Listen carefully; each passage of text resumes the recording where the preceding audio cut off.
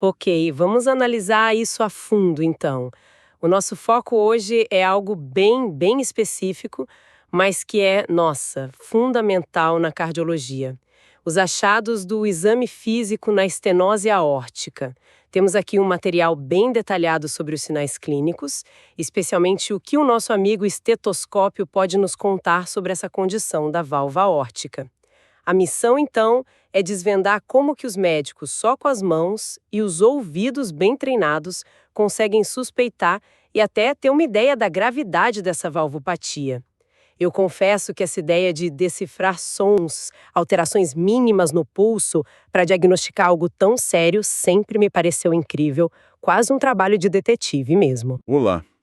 E é exatamente aí que mora a beleza da semiologia, né? O exame físico bem feito, ele continua sendo uma ferramenta, olha, poderosíssima. É um pilar do diagnóstico em cardiologia, mesmo com toda a tecnologia que a gente tem hoje. Ele dá pistas cruciais ali na beira do leito, orienta a investigação e muitas vezes já conta uma boa parte da história, como é o caso da estenose aórtica. Então vamos começar pelo mais óbvio, ou pelo menos o que parece mais óbvio, a localização do sopro. Onde é que a gente costuma ouvir melhor? Imagino que seja na área aórtica principal, certo? Ali no segundo espaço intercostal direito, pertinho do externo. Mas, olha só, aqui já começa uma nuance interessante. O fascinante na estenose aórtica é que esse sopro ele é meio viajante. Ele tem uma tendência notável a se espalhar pelo precórdio, que é essa região toda aqui na frente do tórax, sobre o coração, os grandes vasos. Não é nada incomum ouvir ele claramente na borda external esquerda, no foco aórtico acessório e, às vezes, pasme, até lá na ponta do coração, no ápice. No ápice. Que curioso. Porque o ápice geralmente faz a gente pensar logo em problema na válvula mitral, né? Precisamente. E essa irradiação para o ápice pode sim gerar confusão. É o famoso fenômeno de Galavardin, onde o componente mais musical do sopro, aquele de alta frequência, vai lá para o ápice, enquanto a parte mais rude fica na base. Tem gente que descreve um padrão de ausculta que parece que atravessa o peito. Tipo uma faixa em inglês eles chamam de sash-like pattern. Uma faixa. Entendi. Então a mensagem principal aqui é: apesar do foco aórtico ser o ponto principal, ouvir o sopro mais alto em outro lugar não descarta de jeito nenhum estenose aórtica. Tem que ter essa flexibilidade na hora de auscultar, sabe? Entendido. A localização não é tão fixa assim. Muda um pouco a perspectiva na hora do exame. Agora vamos para outra característica, a intensidade. Assim, intuitivamente a gente pensa, mais barulho, mais problema, certo? Um sopro mais forte, mais alto, indicaria uma estenose mais grave. Essa talvez seja a maior armadilha na avaliação da estenose aórtica só pelo exame físico. É um ponto, assim, crucial e bem contraintuitivo. A intensidade do sopro na estenose aórtica não tem uma boa correlação com a gravidade da obstrução. Isso, é claro, levanta uma questão importante sobre como a gente interpreta a intensidade dos sons do coração. Como assim não tem boa correlação? Mas por quê? Qual é a lógica por trás disso? Pensa na física do som, né? A intensidade depende do volume e da velocidade do fluxo de sangue que passa pela válvula estreitada, gerando turbulência. Em fases mais iniciais ou moderadas, quando o ventrículo ainda está forte, o fluxo pode ser bem vigoroso e gerar um sopro bem intenso, sim. Porém, em casos de estenose aórtica crítica muito grave, especialmente se o ventrículo esquerdo já começa a falhar, a não conseguir gerar um débito cardíaco adequado, aí o volume de sangue ejetado a cada batida diminui. Mesmo com a válvula super fechada, esse fluxo baixo gera menos turbulência. O resultado? Um sopro mais suave, às vezes grau 1 ou 2 em 6, quase inaudível. Uau! Quer dizer que um sopro bem discreto pode esconder uma doença gravíssima. Isso é realmente surpreendente. Quebra totalmente a lógica inicial. É um alerta importante, então, para não subestimar um sopro suave nesse contexto específico. Exatamente. É fundamental não usar a intensidade isolada como único parâmetro de gravidade na estenose aórtica. Outros achados que a gente vai conversar são bem mais confiáveis para isso. Certo. E aqui a coisa fica bem interessante, como dizem. a qualidade e o formato do sopro. A gente ouve muito falar naquele formato clássico, crescendo, decrescendo, ou em diamante, e na qualidade rude, áspera. Como isso soa, assim, na prática? Eu sei que cardiologistas às vezes usam onomatopeias, tentam imitar os sons. É isso mesmo? Sim, essas características são bem marcantes. O formato crescendo-decrescendo descreve exatamente a variação da intensidade do sopro durante a sístole, que é o período de ejeção do sangue do ventrículo para a aorta. Ele começa mais baixo, logo depois da primeira bolha, da B1, aí aumenta de intensidade até um pico ali no meio da sístole e depois diminui de novo, terminando antes da segunda bolha, a B2. Se fosse desenhar a intensidade ao longo do tempo, lembraria um losango, um diamante. Entendi o formato. Isso reflete o fluxo de sangue. Ele acelera no início da ejeção e desacelera no final. E a qualidade do som? O que significa exatamente ser rude ou áspero? Rude ou harsh em inglês se refere a um som complexo, sabe? Uma mistura de várias frequências, geralmente mais graves, que dá essa sensação de aspereza ao ouvido. É o som da turbulência bem intensa do sangue passando sob alta pressão por um buraquinho muito estreito e irregular, que é a válvula aórtica calcificada e estenosada. A analogia sonora clássica, usada há décadas para tentar dar uma ideia, é uma tentativa de onomatopeia, né? Dá nome imitando som. É algo parecido com o som de raspar ou limpar a garganta. Claro que não é uma imitação perfeita, mas passa essa ideia de um som que não é suave, não é musical. Limpar a garganta, essa imagem sonora ajuda a fixar, realmente. E quando é o momento exato na sístole? A gente sabe que é sistólica, acontece na ejeção, mas o pico desse diamante ele acontece mais para o começo, para o meio ou para o fim da sístole. E essa diferença de tempo, onde o pico acontece, ela indica alguma coisa sobre a gravidade da estenose? Indica sim. Teoricamente, o princípio é o seguinte: quanto mais grave for a estenose, mais tempo o ventrículo esquerdo vai levar para conseguir ejetar o sangue através daquela resistência aumentada. Portanto, o pico do fluxo e, consequentemente, o pico da intensidade do sopro tende a ocorrer mais tarde na sístole e nas estenoses mais graves. Um sopro com pico mais para o início ou meio da sístole, proto ou mesosistólico, sugere uma estenose menos grave. Já um sopro com pico mais para o finalzinho, telesistólico, aponta para uma gravidade maior. Entendi a lógica. Faz sentido. Mas você falou teoricamente. Na prática, é difícil perceber isso só ouvindo. Exato. Na prática clínica, ali do lado do paciente, distinguir com precisão se o pico é meso ou telesistólico só com o estetoscópio pode ser bem desafiador.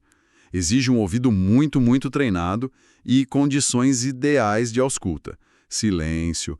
Não quer dizer que não se deva tentar identificar, claro. É mais uma peça do quebra-cabeça.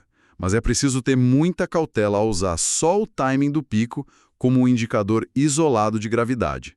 A sobreposição com outros sons do coração, a própria frequência cardíaca do paciente, tudo isso influencia a nossa percepção, né? Perceber essas nuances todas, como o timing exato do pico do sopro, ou diferenciar a qualidade do som de outros sopros que podem existir, realmente exige um treino constante, uma dedicação enorme para desenvolver essa habilidade de ausculta, não é verdade? Sem dúvida alguma. É um aprendizado contínuo, uma arte mesmo, que a gente refina com muita prática e estudo direcionado. E essa necessidade de aprimoramento é especialmente crítica para quem está na fase de formação ou se preparando para etapas decisivas na carreira médica, como as provas de residência, onde o domínio da semiologia é supervalorizado. Falando nisso, esse desafio de dominar tantos detalhes me lembra que ter bons recursos faz toda a diferença, né? Para quem é estudante, está nessa jornada, querendo se preparar de verdade para essas provas e para a vida prática na medicina, vale a pena conhecer. Entra agora em medicob.com.br, baixa o app e aproveita o maior banco de questões do Brasil. São provas anteriores de todas as instituições, questões comentadas por especialistas, resumos práticos para revisar rapidinho, aulas completas cobrindo o essencial e até flashcards prontos para usar e revisar onde quiser. Fica aí a dica para quem quer dar um gás nos estudos. Mas, voltando aqui aos sinais da estenose aórtica. Além das características do sopro em si, localização variável, intensidade que engana, formato em diamante, qualidade rude e o timing do pico, que outros achados de exame físicos são importantes, talvez até mais confiáveis para a gente avaliar a gravidade? Ótimo ponto. Existem, sim, outros achados que a gente chama frequentemente de características cardinais, que são cruciais e complementam a análise do sopro. Um dos mais importantes é a alteração da segunda bulha cardíaca, a B2. A B2, que normalmente a gente ouve como um tá, representa o fechamento das válvulas aórtica, que é o componente A2, e pulmonar, o componente P2. Certo, a B2. E o que acontece com ela na estenose aórtica grave? Ela muda? Muda e muito. Em casos de estenose aórtica significativa, a válvula aórtica fica rígida, calcificada, com a mobilidade muito reduzida. Como consequência, o fechamento dela lá no final da sístole produz um som muito mais fraco ou pode até não produzir som audível nenhum. Portanto, a diminuição ou ausência completa do componente aórtico, A2, da segunda bulha, que a gente ausculta melhor lá no foco aórtico, é um sinal muito sugestivo de estenose aórtica importante, especialmente se for uma válvula calcificada. Se a gente conectar isso com a fisiopatologia toda, faz todo sentido. Uma porta emperrada e dura não vai fazer o mesmo barulho ao fechar que uma porta normal, né? Faz total sentido. A válvula doente, mais imóvel, não bate direito, então o som some ou fica bem abafado. Nossa, isso é um sinal bem objetivo mesmo. E o que mais a gente deve procurar, além da B2? Outro achado clássico e muito relevante é a irradiação do sopro lá para as artérias carótidas, no pescoço.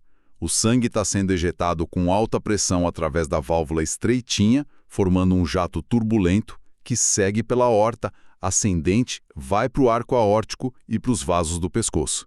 Esse som turbulento pode ser carregado pelo fluxo e a gente consegue ouvir claramente quando ausculta as carótidas. E como é que se faz essa ausculta nas carótidas? Tem alguma dica especial? Sim, é fundamental posicionar o diafragma do estetoscópio suavemente sobre as artérias carótidas, uma de cada vez, claro, para não comprimir demais.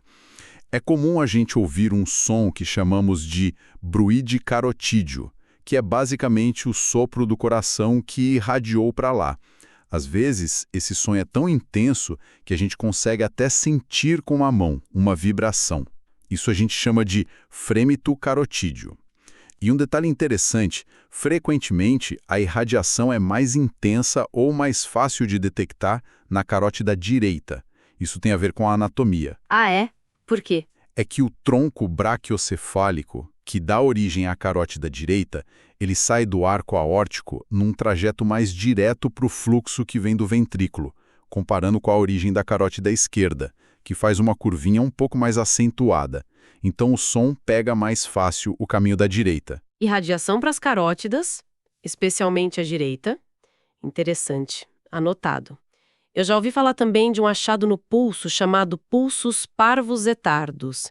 Nossa, soa super complicado. O que significa isso exatamente? Parece complicado, mas a tradução do latim ajuda bastante.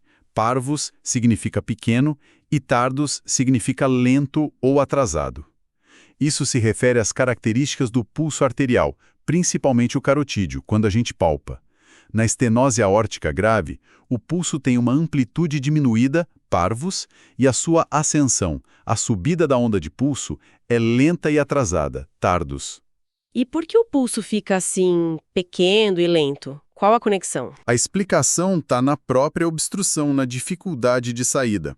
A válvula aórtica estenosada funciona como uma barreira bem significativa para a saída do sangue do ventrículo esquerdo.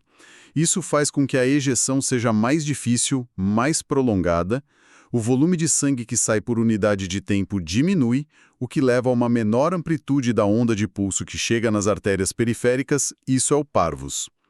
Além disso, como o ventrículo precisa vencer essa resistência maior e por mais tempo, O pico da pressão e do fluxo na aorta é alcançado mais tarde. Isso faz com que a onda de pulso suba mais devagar e chegue atrasada em relação ao início da sístole cardíaca, isso é o TARDUS. Uma manobra clássica para a gente perceber o TARDUS é palpar a carótida ao mesmo tempo que ausculta o coração.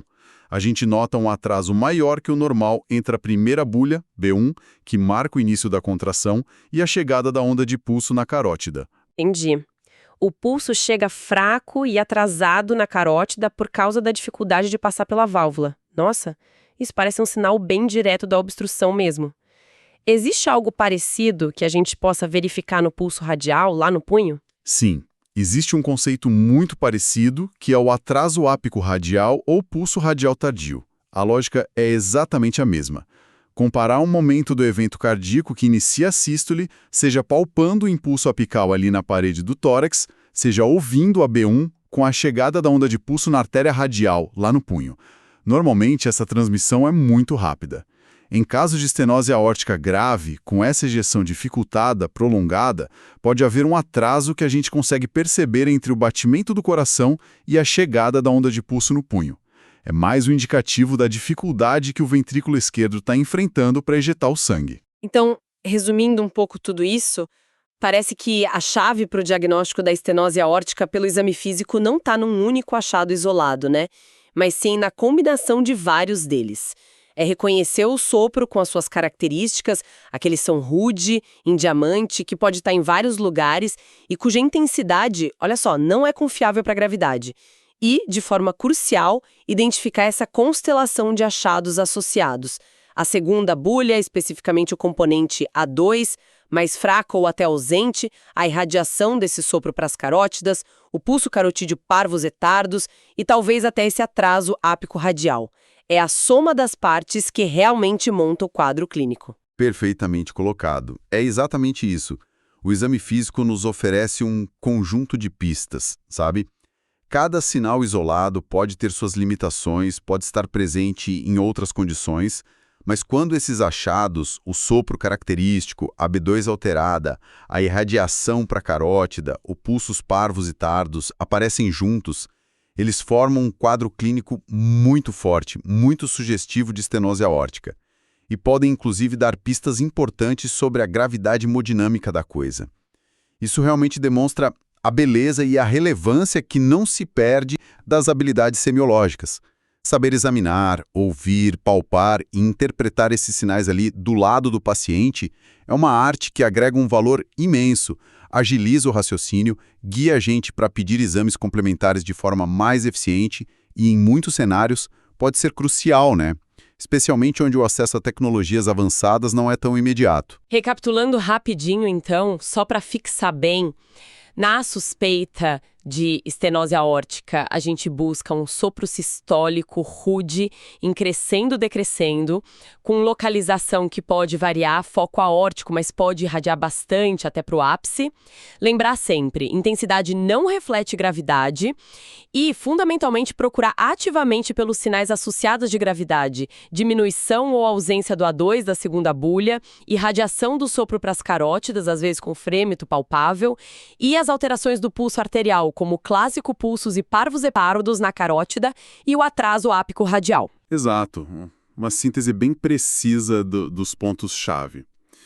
E toda essa nossa conversa sobre a riqueza e a sutileza desses achados do exame físico me leva a um pensamento final, talvez um pouco provocador para quem está nos ouvindo. Considerando a complexidade em perceber algumas dessas nuances, como diferenciar o pico do sopro, auscultar uma B2 que está quase sumida, palpar um pulso tarduz e ouvindo debates recorrentes sobre uma possível diminuição da ênfase no ensino e na prática do exame físico detalhado, na medicina moderna, muitas vezes em favor da tecnologia, fica a reflexão. Qual seria o impacto real, assim, a longo prazo, de um menor domínio ou de uma menor valorização dessas habilidades semiológicas? O que pode acabar passando despercebido no dia a dia? Que diagnóstico pode ser atrasado ou até perdido? Que oportunidade de uma intervenção mais cedo pode ser negligenciada se essa arte, porque é uma arte baseada em ciência, do exame físico for de alguma forma deixada um pouco de lado na formação e na prática clínica de hoje? É algo para a gente pensar sobre esse equilíbrio entre tradição, habilidade clínica e a tecnologia que avança sem parar.